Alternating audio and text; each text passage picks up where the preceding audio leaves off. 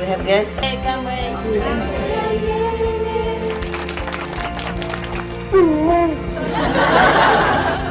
2, 3. What is that? Anyway. Okay, now we go back to the serious story.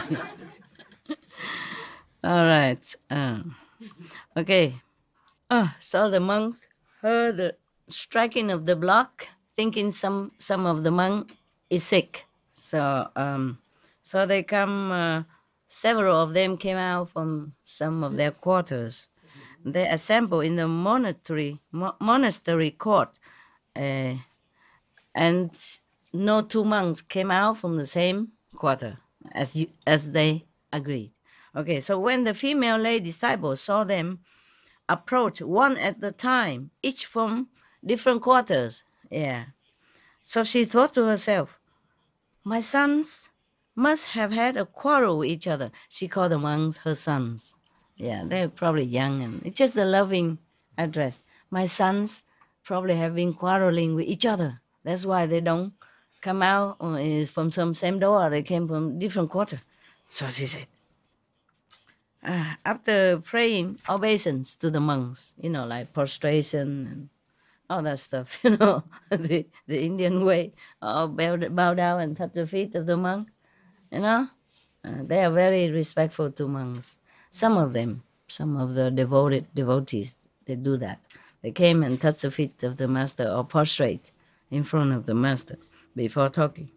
Here, disciple begin talking, and then I prostrate because I said, stop it. I cannot bear.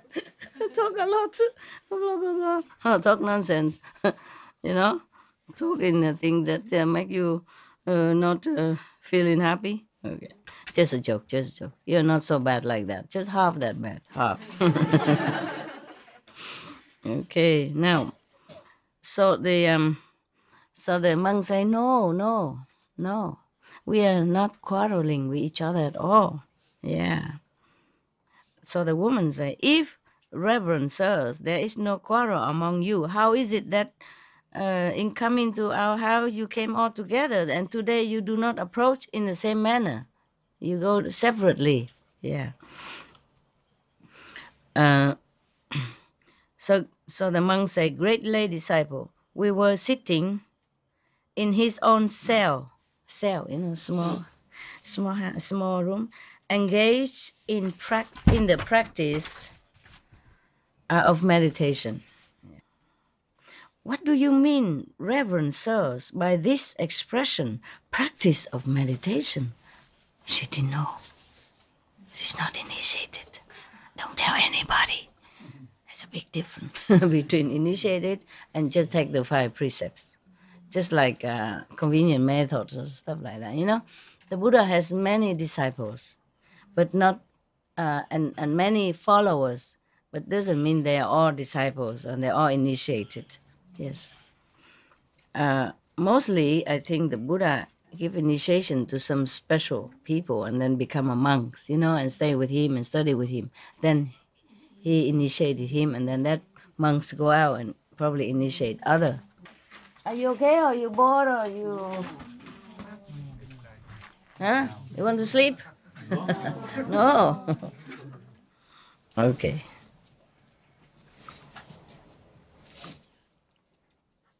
Do you like my cave?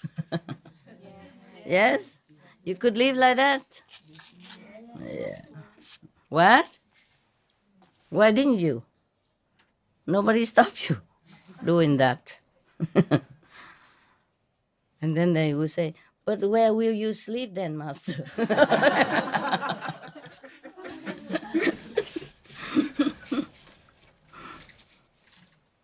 I mean, you make your own cave, huh? Can you? It's very easy, not expensive. Just stones piling together. If you live in a mountain, there's always these kind of mountain walls, and you just make a cave in it. Because the wall is very high already. Just hire somebody, you dig the hole in it, and then, pave the wall with cement and rocks, make it all safe. And then you put some wood, raw wood, plank around it to keep dry and warm. And that's it. That's your cave. One door in the front, of course.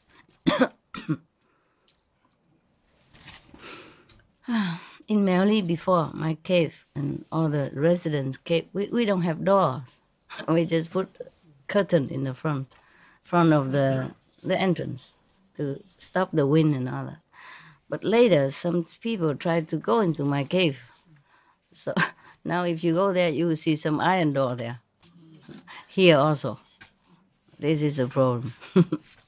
There's nothing in the cave that's so valuable to steal. It's just me that they want. I am the most valuable commodity in my cave. So if I'm not there, don't bother come in.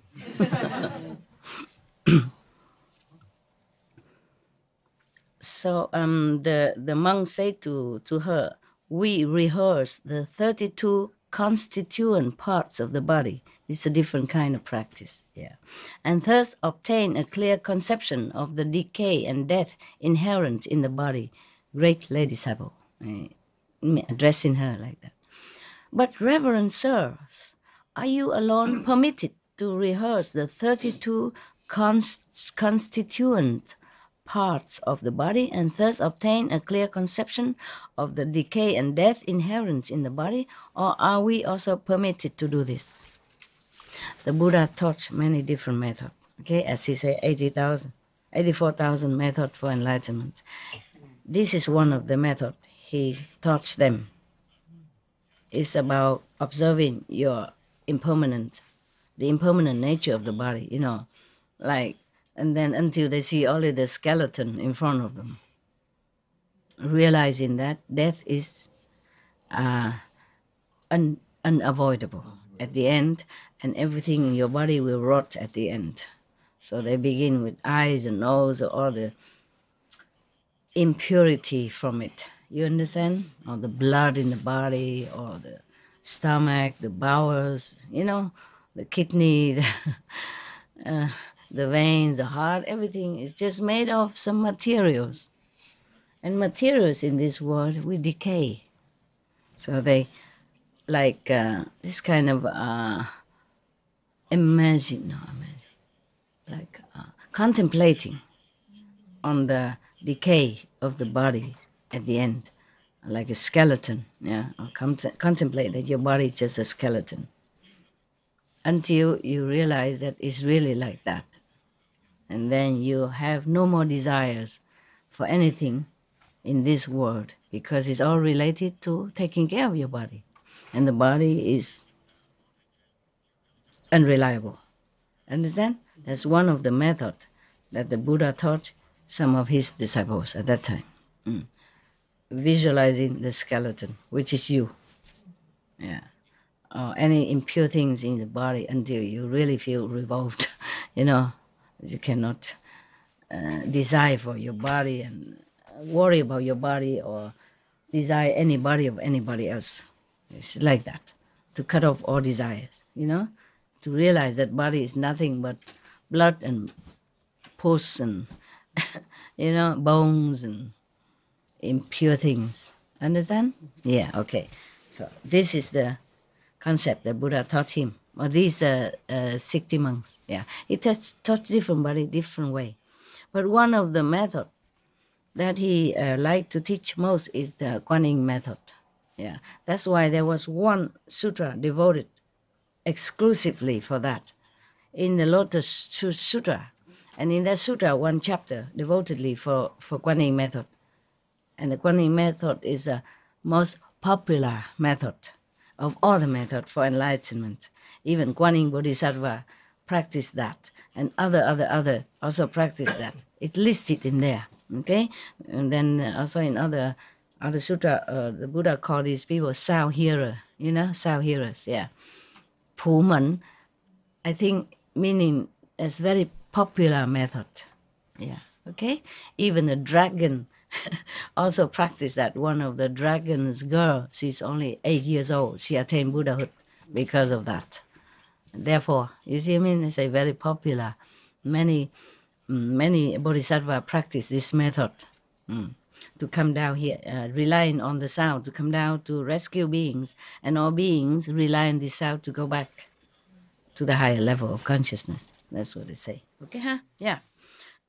Just to expound a little bit further. Otherwise, you don't understand why I keep telling you about Kuan Yin method, and here the monks practice differently to attain arahats.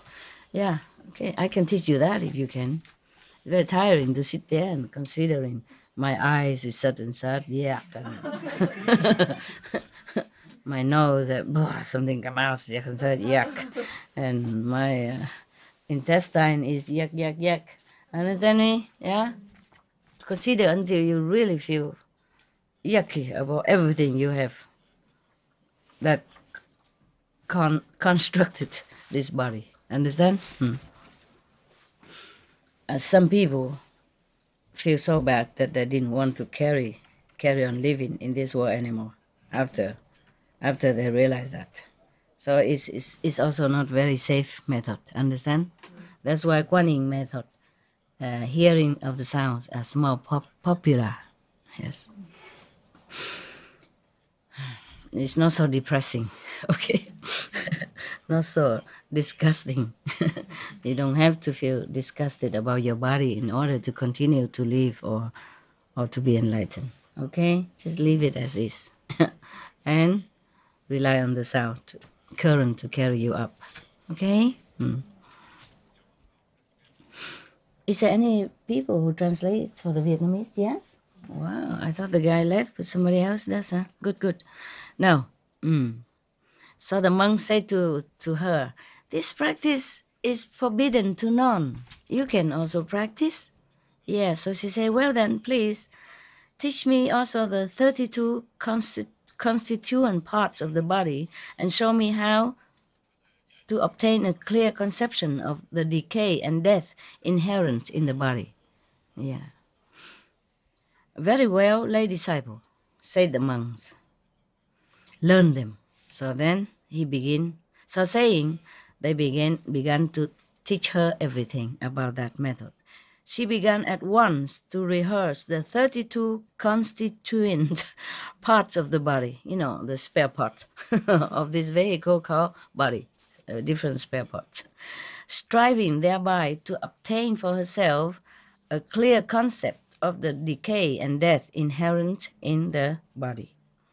So successful was she that even in advance of those monks who taught her, she attained the 3 paths and the 3 fruits, and by the same paths won the 4 analytical knowledges and mundane super knowledge. Never mind, what about all that? Okay, she attained something. Understand? Okay, whatever. 3 fruits, 3 paths, 3 fruits, and 4 analytical knowledge and some mundane supra knowledge. Okay, whatever. Okay, she attained something better than the monks. Some of the fruits, for example, containing like psychic power, far hearing power, far seeing power, clairvoyant power, etc., things like that. Okay, huh? Yeah. Okay. Arising from the bliss of the paths and the fruits, she looked with divine vision and considered within herself. Now she can see things.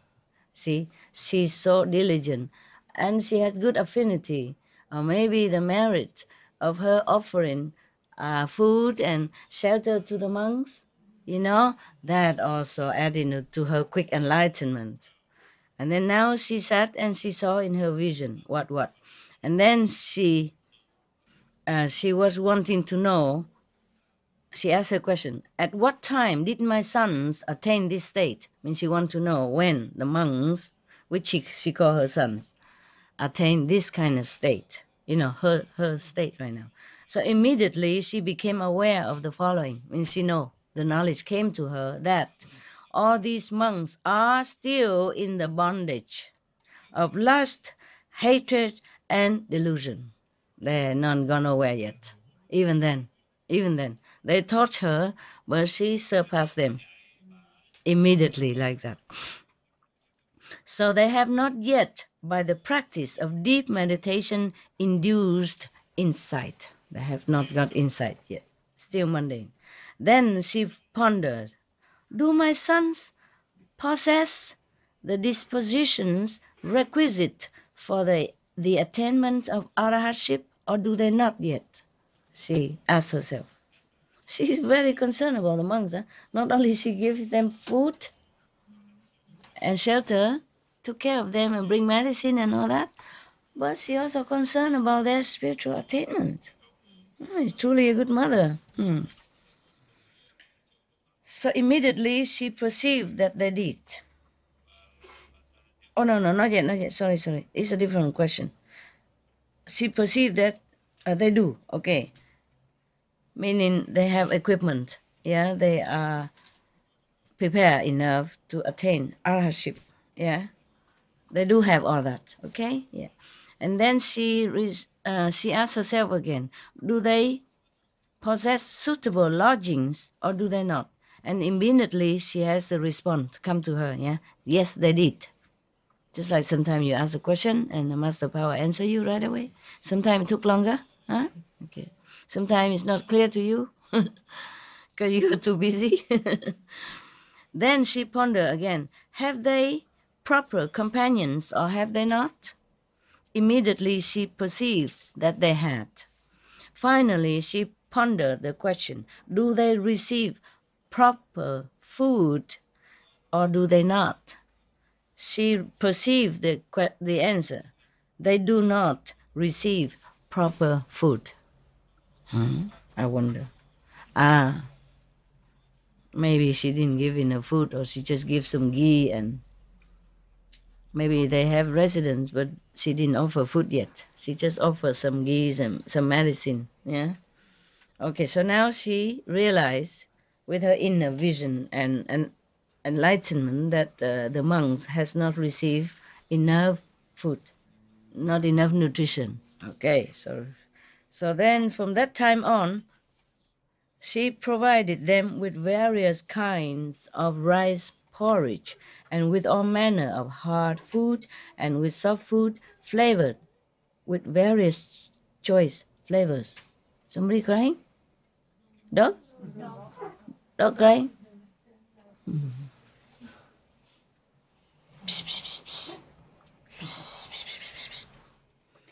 Okay, because she probably didn't think to provide food. She just make a house or they stay, and normally they go out begging. So she probably didn't think that in rainy season they don't have enough proper time to go out to beg for food. Okay, and then and sitting the monks in her house, she offered water of donation and presented the food to them, saying, Reverend sirs, take and eat whatever you desire. The water offering, the water donation is that you offer some water and then the monks do some mantra on it to offer it to your deceased relatives or make merit to them. Okay? Special mantra. Or sometimes also together with some food, you so can offer to hungry ghosts, that come around. Yeah, one little handful of food, and you use a special mantra. I can do that. I don't do anymore. And then we sprinkle it in all direction, and then all the ghosts will be satisfied with such a very little rice. It's multiply, and a little water just sprinkle like that, and there will be quenching their thirst.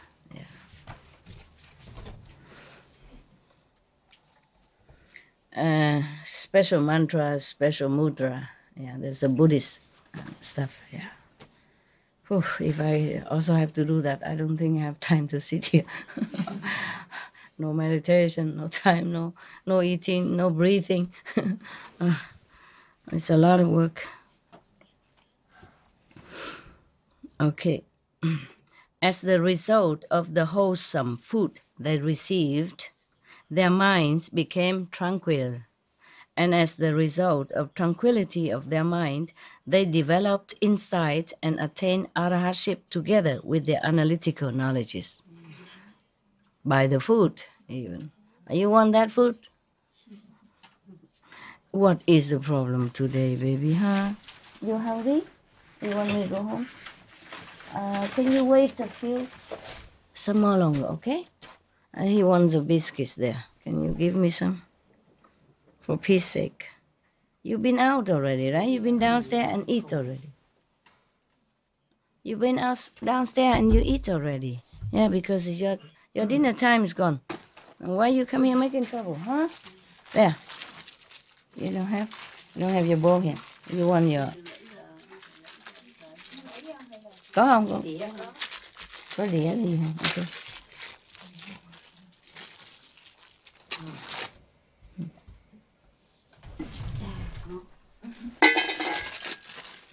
There. Go. Yeah.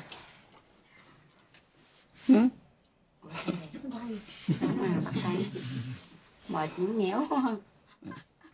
Thương mặt. Ăn đi bánh nè. That's what you want? Okay, I know. Mệt quá. He want to tell me that he ate already, so he need this. Yeah.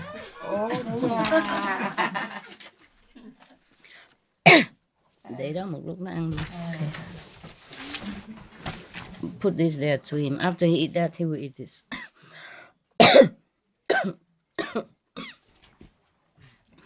I spoiled him, that's why. Because whenever after he eat his food, proper food for enlightenment, I always praise him. Good boy. And then I give him some for cleaning his teeth. Even though they brush his teeth already down the mountain down there. I give him some vegan food or vegan bone to say, and this is for your teeth. So he gets spoiled like that. After he eat, come up, ask for that. Excuse me. How come? What is that? I feel hot and not cold or anything. I'm sweating. It's hot in here, isn't it? Too hot? How come? Too much heaters?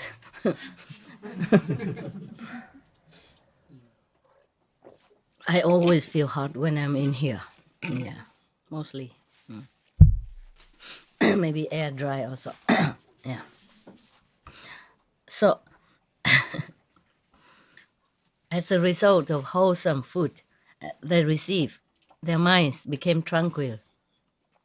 And as the result of tranquility of mind, they developed insight and attained arahantship together with the analytical knowledges. Then the thought occurred to them. You see, food is important, huh? Yeah. Because these monks, probably new monk also, that's why they have just been instructed to the method of meditation by the Buddha just recently, nah? So they want to meditate on it now, you see? And they came from outside in the world where they always eat and drink like usual. And now they became monk, they have to eat only once a day. And they can bake only in the morning and eat at lunch. If they have any food at all, if they don't, when we went out and bake and people don't give them food, then they don't eat anymore for that day.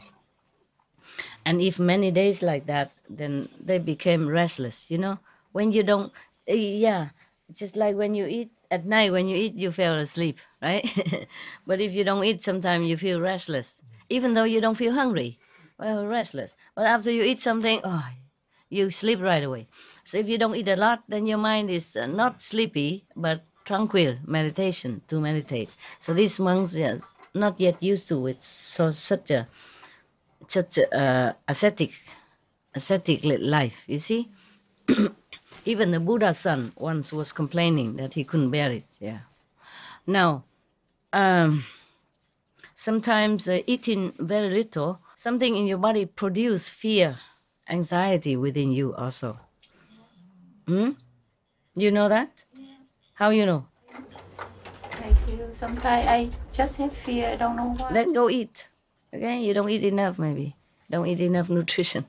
So now, because this woman, she knew that from inside. There's no need to have insight to know this, my God. Huh? I don't need to be a supreme master to know that you like the moon cakes that's coming. Or the spring rolls that I made yesterday. I mean, summer rolls. You understand, yeah? I don't need to have psychic power inside to know that morning you eat and then evening you want to eat again. Nah. That's why the Buddha chose the middle way. You see, he ate once a day, eat plenty, eat enough. But the Buddha is different. Before that, before enlightenment, he followed ascetic path and almost died because he didn't eat for a long time. And then and then the girl offered him a bowl of milk, porridge, milk porridge, something. Then he regained his strength. Then from then on, he realized that to deny the bodies of nutrition or, minimum survival comfort is not too good. He finished? Yes, And then, so he began to eat. Yeah, he began to eat, but once a day at least. Because if being a monk, if he eat twice a day, then he have to keep going out begging all day long. Go beg and then come back and eat and go out beg again. Understand? Then had no time for meditation or teaching others. Don't want it? Oh, yeah, okay. Give this one to me. Make it so real, oh my God. Yeah, let him lay down and rest now. Yeah. Oh, man. Okay. I keep it for souvenir. Therefore, the monks ate only once a day. But then ordinary monks don't receive good offering like the Buddha. You see, Buddha, everybody give him good food. Kings and queens waiting outside the palace gate to make offering to him or bring food to him. But ordinary monks, if no lay disciple offer food and lodging for the whole assembly, then they have to go out begging separately, individually. And if they cannot receive food, then they don't eat. The law is like that. They have to go home, meditate, or listen to the Buddha discourse in the afternoon. Noon is the only time they eat.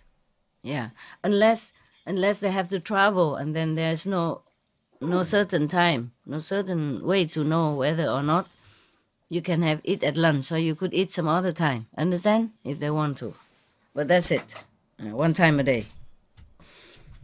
So therefore, they did not have enough food these days. They have lodging. She built a house for them, but she forgot that. Because normally the monk go out and beg, see, so she didn't think she has to provide food. Only after her enlightenment that she can perceive this is not a complete enlightenment, yeah? Some certain level of consciousness, and then you have some psychic power. You can see far, you can hear, you can perceive things.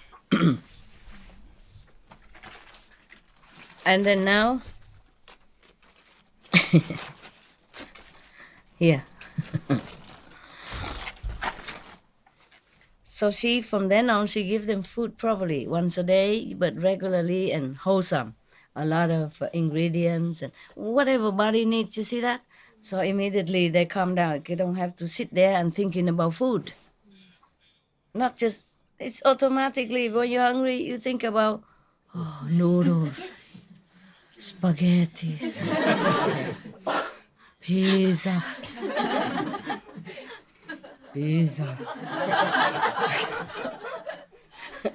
Yeah, chapatis,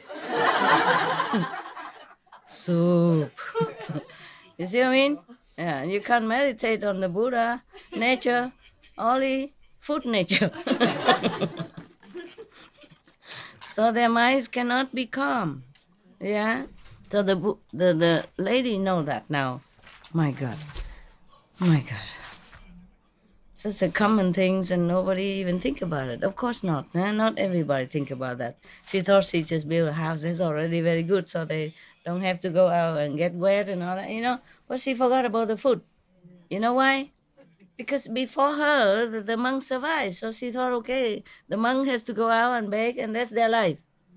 Not because she was heartless or, inconsiderate or uncompassionate. She just didn't think about that. Because they just came and then she built a house, cover the rain only. Normally they go out begging. She knew that, so she thought that's not a problem. But she doesn't know that being a monk, ascetic monk, is not that easy. I myself know some monks in India don't eat for many days, or sometimes 2 weeks. They have nothing because nobody give anything. And now, so after that, they attend arahats, huh? Yeah, something, not arahats. Yeah, but they attend arahatship. There's a higher level. Yeah, first, together with the analytical knowledges as well. So then the thought occurred to them. What is the problem?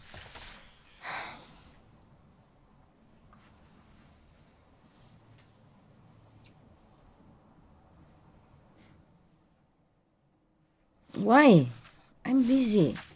Why you want me to go home? Later, okay, I don't have time to check out on that now. Oh, can you go out, open the gate? Maybe he want to go do some his business and the gate was closed or something. Go out. Yeah, so now they said to themselves, the great female lay disciple has indeed been our support.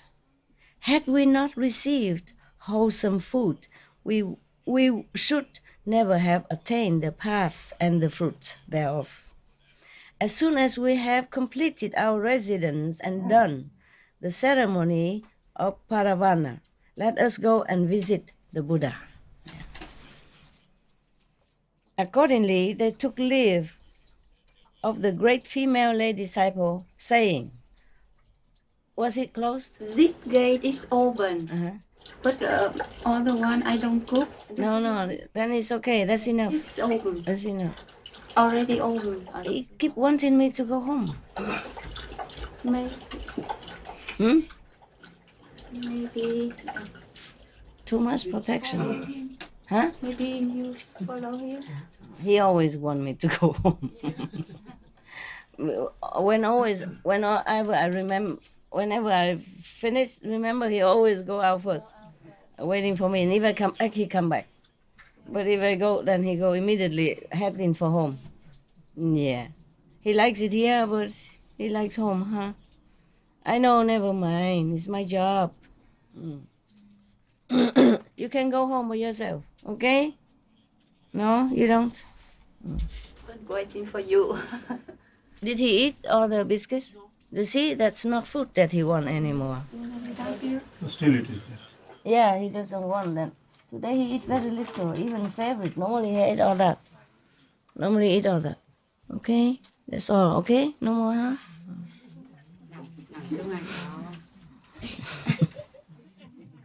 All right, food. Proper food for enlightenment, huh? For him, the vegan bone is proper food for enlightenment. Accordingly, they took leave and then went to see the Buddha. So she accompanied them on their journey a little way, and see him off. She see them off, and then saying, "Look in on us again, Reverend sirs." Come back again. And many other pleasant words. She returned to her house, saying goodbye and all that. When those monks arrived at Savatthi, they paid obeisance to the teacher and sat down respectfully on one side. The teacher, the Buddha, I don't know why there's a teacher here, English teacher or something, Hindi teacher.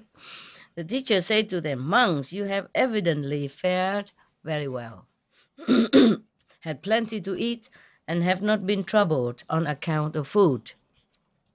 The monks reply, "We have indeed fared well, Reverend Sir." God, they don't call him Reverend Sir. Honored one, or Tathagata. We had plenty to eat and have by no means been troubled on account of food. For a certain female lay disciple, the mother of Matika, knew the course of our thoughts in so much that the moment we thought, oh, that she would prepare, would it be nice if she prepared such and such food for us, then she prepared that very food, yeah, and gave it to us, yeah, the one that we thought of, that we wanted to. Thus did they recite her praises. Yeah. Another monk, one certain monk in this assembly, who heard this account, his story, and heard that the monks praised the virtues of their hostess, conceived a desire to go there to enjoy the food.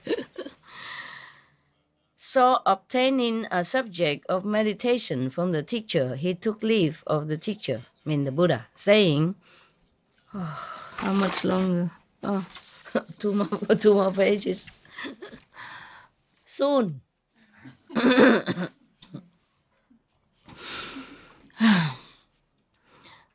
Okay, so he went there. He said, Reverend Buddha, I intend to go to that village. Yeah, and departing from Jetavana, he arrived in due course at that village and entered the monastery that the lady built for the 60 monks. Yeah.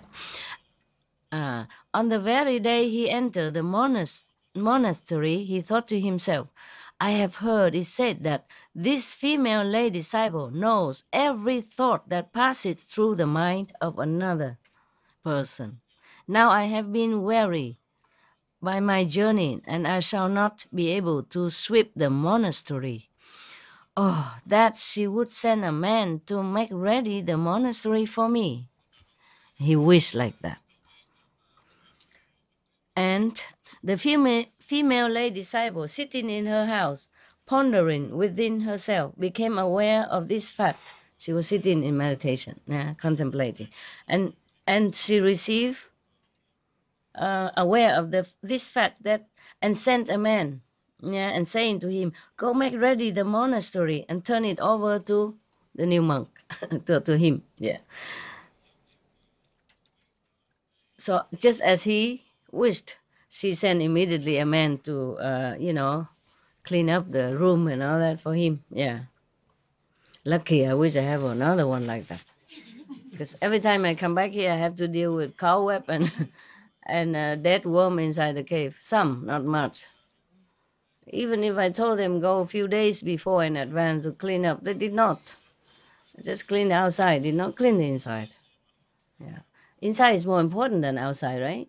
Even outside have grass or leaves or a little messy, but inside clean, I can, take rest for a while and then tomorrow clean the outside. No. Busy. Not like not doing anything, but not doing what exactly I wish. Not doing what the priority, understand? You cannot say that he do nothing or she do nothing. They did, but every time I come back to my cave, I have to sit outside. Long time waiting for them. Say, oh, we clean it now, and then I have to clean also. Understand? Before I can come in. It's not the same, not the same as if you come and everything ready. You see? Yeah. After the long journey or late night, yeah. And I have to wake people up and please help to clean, and that's not fun. Yeah.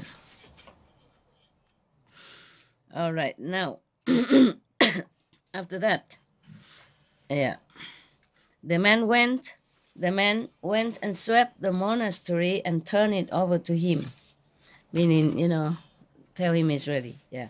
Then the monk, desiring to have water to drink, what was that? Sit straight. No, you. You can see me half side is good enough, okay? You don't have to. Maybe we need another television there so all the people from here and there can look at them in over there. Yeah, can do. Yeah, okay. on the wall there, okay, so they can look there instead. Try to look at me, and when later they will walk like this. After 1 week, it became a habit. All the bone will not twist it back, you know, and then walk like this. Huh? I'm sorry, I don't always remember. There are people who sit in other rooms, they don't even see me at all. So you see, half is good enough. My nose nice. My sister just told me today that I have a good nose. Compared to Vietnamese, you know. We have flat nose, but I have high nose. She said I took after my father. Yeah. Okay. She said to me she wants to say some story today. So you want to say now or maybe after this? Yes. After, huh? Okay, good. English teacher in Vietnam, of course. So anyway. Oh, she don't remember much English anymore. She said so many decades already she has not been teaching. Can you imagine? She's 57 years old, looks so young like that. Am I only a few years older and I wrinkle all over?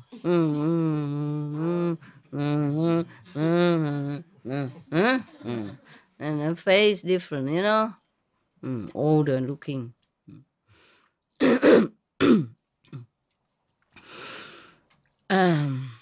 So then the monk, desiring to have water to drink, thought to himself, oh, would it be good if she would send me some sweetened water? You know, she was thinking, like, straight away the female lady Sable sent water to him. They live nearby. On the following day, early in the morning, he thought to himself, let her send me some soft rice porridge with some dainty bits. Yeah, something to eat with, you know? Yeah. The female lay disciple straight away did that.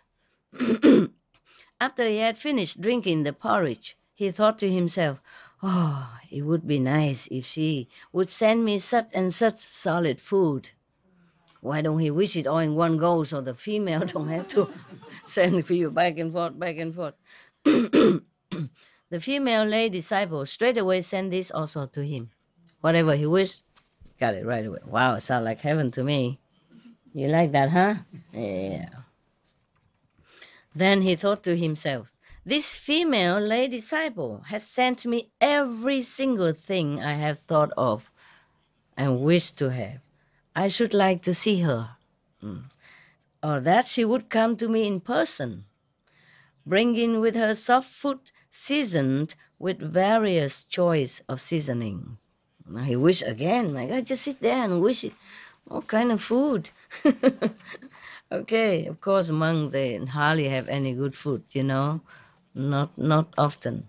Sometimes big and rich people invite the whole assembly with the Buddha, but mostly they have to go out beg for himself. Yeah.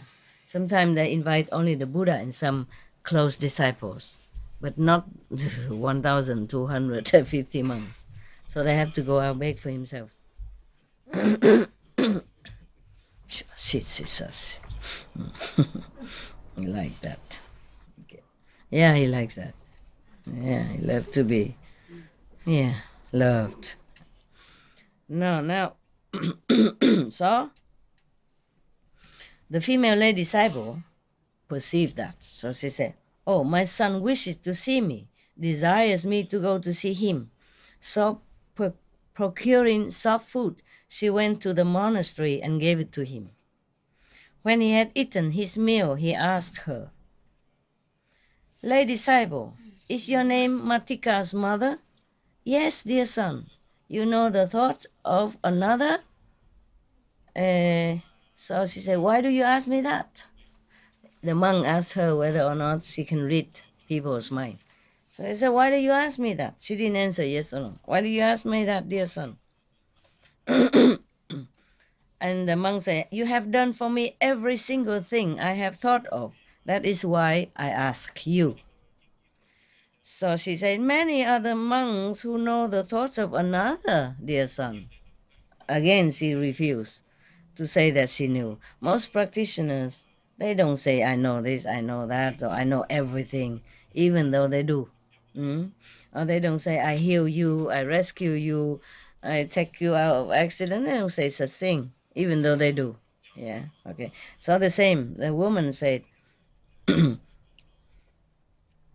she say, many monks who know the thoughts of others, dear son. Meaning, why you don't ask them? You know why ask me? She referred to monks instead, meaning I'm just a lay disciple, okay? And then the monks say, I'm not asking anyone else or any monk. I'm asking you, lay disciple, meaning lady, yeah. Even under these circumstances, the female lay disciple avoided to say that I know the thoughts of another. She avoided. And she said instead, those who do not know the thoughts of another do thus, my son. Meaning, I don't know anything, just like everybody else who don't know anything. We just do this, you know? Meaning many people who do that, even though they don't know anything, they just do what I do, you know, bring in this and that without knowing. She meant like that, okay. Thereupon, the monk thought to himself, oh, I am in a most embarrassing position. You know why? Don't know? Okay, we read on. They that are still worldling, like me, meaning he knows that he is nobody yet, entertain both noble and ignoble thoughts. You know, sometimes you think a good thing, sometimes you think not too good stuff inside your head. So he felt he's in embarrassing situation because a woman knows everything. That's what he felt. Were I to entertain a single inappropriate thought, she would doubtless change her attitude towards me. Meaning she would not make offering anymore if sometime he think of some, you know, mundane thought or some ignoble thought. Yeah.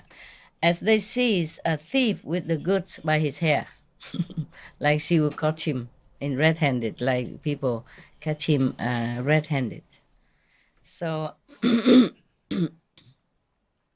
therefore I had best run away from here. Yeah, he want to run away from the lay disciple who can read all the thoughts. So scared. Yes. Monk. Yeah. So he said to the female lay disciple, I intend to go away. So she asked, where are you going? Noble sir? Noble indeed. Noble sir. So he said, to the Buddha. And she said to him, reside here for a while, reverend sir. And he said, I can no longer reside here. I must positively go away. With these words, he departed and went to the Buddha. The teacher, the Buddha, asked him, monk, are you no longer residing in such and such village? No, no, well, no, honor one, no, I cannot reside there any longer. For what reason, monk? Reverend sir, that female lay disciple knows every single thought that passes through my mind.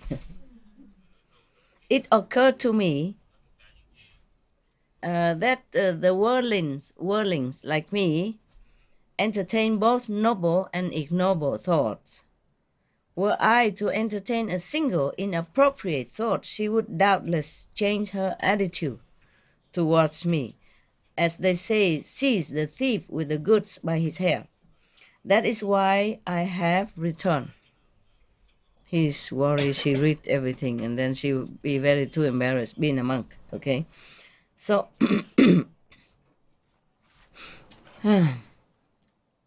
so the Buddha said to him, monk, is this still in one page? It's not possible. I thought I'm not to the last already, not yet. Oh my God. Okay, you know what? We do it tomorrow, okay? Yes. Half story. And now you have a more interesting story. Mooncake story. Okay, huh? Yeah. We take a rest, okay? Yeah. He's already. Yeah, he gave up already. Bring mooncake. Do you have tea also cooked? Tea? Tea? No? Yes? Tea for everybody. Big pot, no? Oh man. Whatever tea you cook outside today?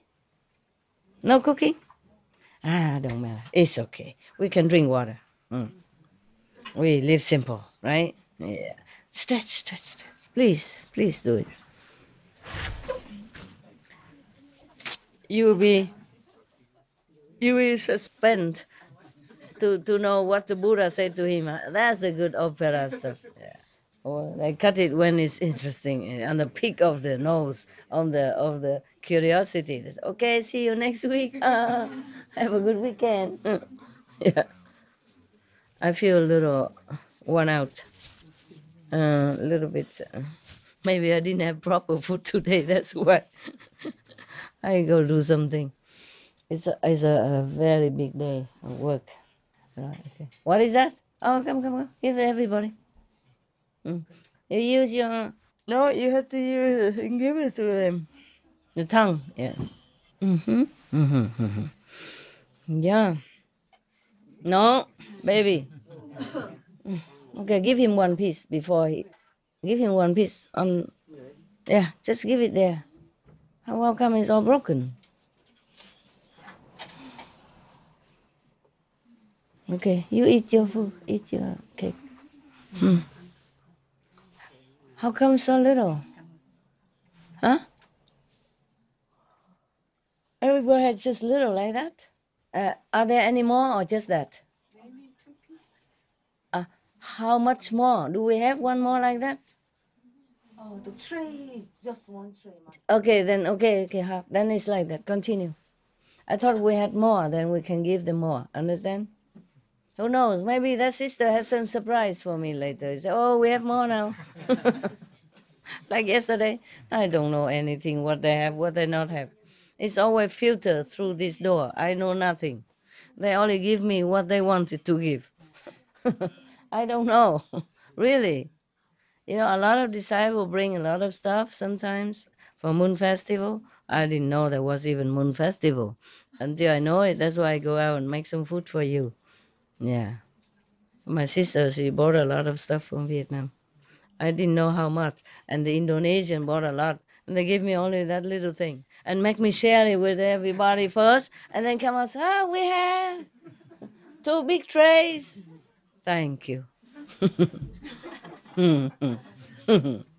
Yeah. And you probably thought that I saved it to eat by myself. That's why I say it first. Okay, then. You enjoy, okay?